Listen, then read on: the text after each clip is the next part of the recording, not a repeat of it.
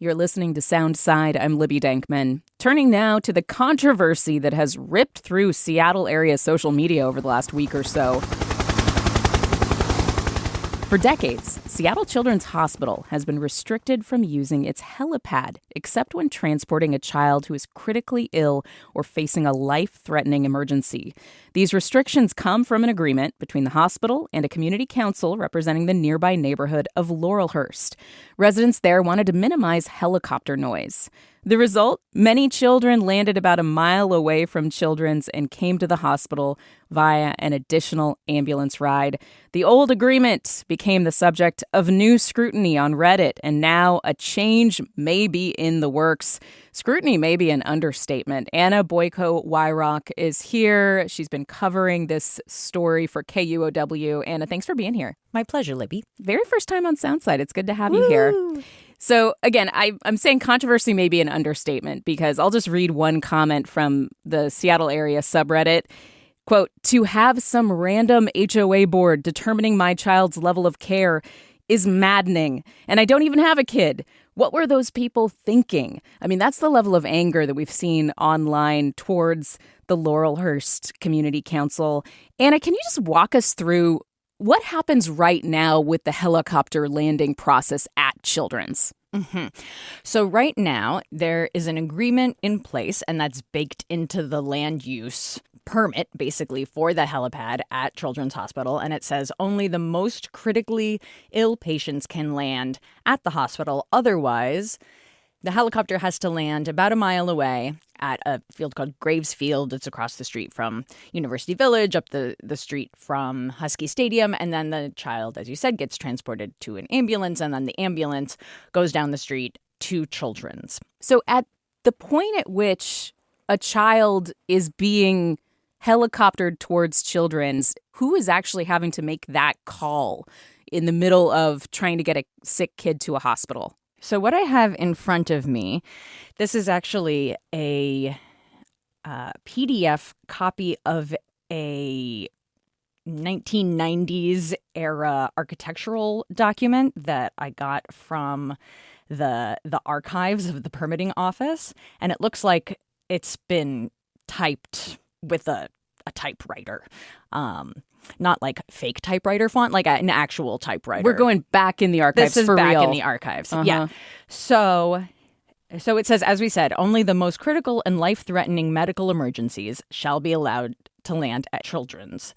For patients whose condition deteriorates in flight, the medical team on board the helicopter may decide to land at Children's. The following conditions indicate a landing at Children's is appropriate. 1, unstable airway. Inability to ventilate or oxygenate. Inability to maintain adequate cardiac output. Inability to maintain adequate cerebral blood flow. Or, and this one is quite evocative, the persistence of unstable vital signs despite heroic attempts to control them. Wow.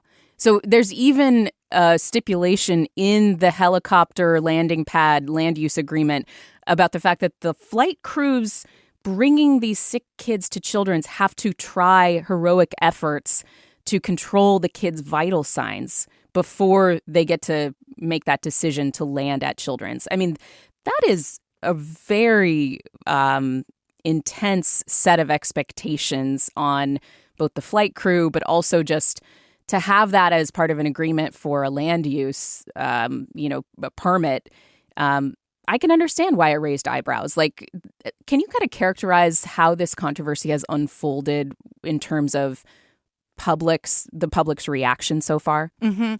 So a little while ago, a helicopter pilot who said that they fly these flights posted on X. It was a critical post about this policy, and then that post got shared on Reddit. And it was sort of a casual, like, oh, isn't this interesting? Here I learned this. And after that, it was like a blister was lanced, and just all of this vitriol came spurting out about how the Laurelhurst neighborhood, which is a very wealthy neighborhood where people have multi-million houses, some of which are right on the waterfront, how they were deciding the fate and the medical care of these very sick kids. Yeah, and that's just kind of a recipe for the online social media outrage to just boil over in the way that it really has. So over the last week, this has been, shared zillions of times. There was also a protest over the weekend where people were walking through Laurelhurst. Around 50 people showed up, according to the Seattle Times. Some of the Laurelhurst Community Council and the hospital at least got together before that protest, however, and there was an announcement on Friday. So what happened on Friday, Anna? So the Community Council and Children's Hospital, they're in regular contact. On Friday, they issued a pretty middle-of-the-road, not very detailed statement that says, "We are happy to continue working closely with Seattle Children's and value the care provided by this long-standing institution." And in addition to that, it says that the Laurelhurst Community Council has agreed to fully support Seattle Children's as it seeks city approval to end this policy that they've been working under. For the protesters on Saturday, that wasn't good enough because there's nothing in writing yet. Officially, this hasn't been changed. And it hasn't been changed because there's sort of a quasi-judicial process that Children's has to file an application with the Seattle Department of Construction and Inspections, and then it has to go through multiple layers, and maybe it'll need city council approval. So there's a whole process that hasn't quite been kicked off yet. And so, yes, there were dozens of protesters who were marching through the Laurelhurst neighborhood, making a lot of noise, including children with vuvuzelas. Oh, wow. Yeah. So really kicking up a lot of disturbance there for a neighborhood that, according to this land use agreement, did really not want disturbance, right, on their streets or above their streets. So this is step one, this announcement that the Laurelhurst Neighborhood Community Council is going to work with Children's on adapting this agreement. Seems like there's a long road in front of them to actually get something changed. Have we heard from Laurelhurst community members at all besides this statement from the community council? Like, have you seen anybody speaking about this yet? No, but maybe because there are people who live in Laurelhurst, right, who are just residents. They go about their lives. There's the Laurelhurst Community Council, which is the sort of official political organizing body. And so it's really been the community council that's been interfacing with Children's in the past and from the beginning of this issue, which goes back to the 80s. Yeah.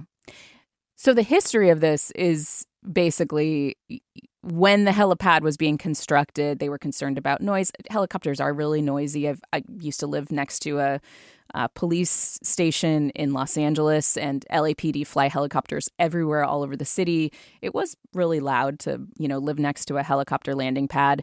At this point, now that this agreement came to light, it seemed like the Laurelhurst Community Council wanted to show that they were willing to, play ball pretty quickly here. I mean, this all unfolded rather rapidly, right? Mm-hmm. I mean, I think that overall what we've seen is some incredible morality policing that happened here.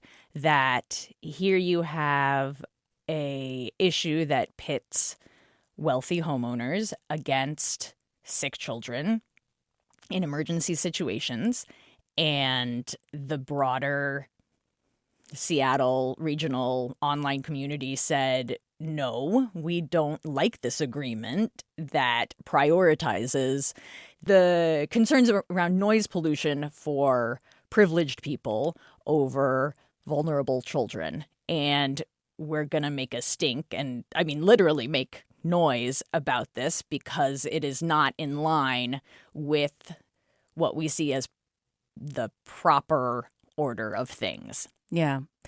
And now we are waiting to see how this process unfolds at the city level with the land use agreement. Is there anything else you're watching for as this all goes forward? Well, I think it's interesting because the first time that this agreement was passed, so Children's was looking to build this helicopter pad in the mid-'80s, and then it wasn't until 1992 when it finally got solidified and passed. So I am thinking that maybe it's not going to take 7 years this time. And given the public pressure, I wonder how much more quickly the cogs of bureaucracy are going to move this time around, especially if you have a mayor who seems to be taking an interest in the issue. Yeah, Katie Wilson was part of that announcement that happened on Friday when they said they were going to revisit that agreement. Anna Boiko-Weyrauch, thank you very much. I mean, this has been the story that everybody talked about, in my circle, at least over the weekend. And it's very interesting to kind of understand some of the background here and watch it all unfold. Thank you. You got it. Thanks for listening to Soundside. Don't forget you can listen live on KUOW 94.9 Seattle at noon and 8 p.m. Monday through Thursday, or anytime right here online at KUOW.org, or of course on your favorite podcast app.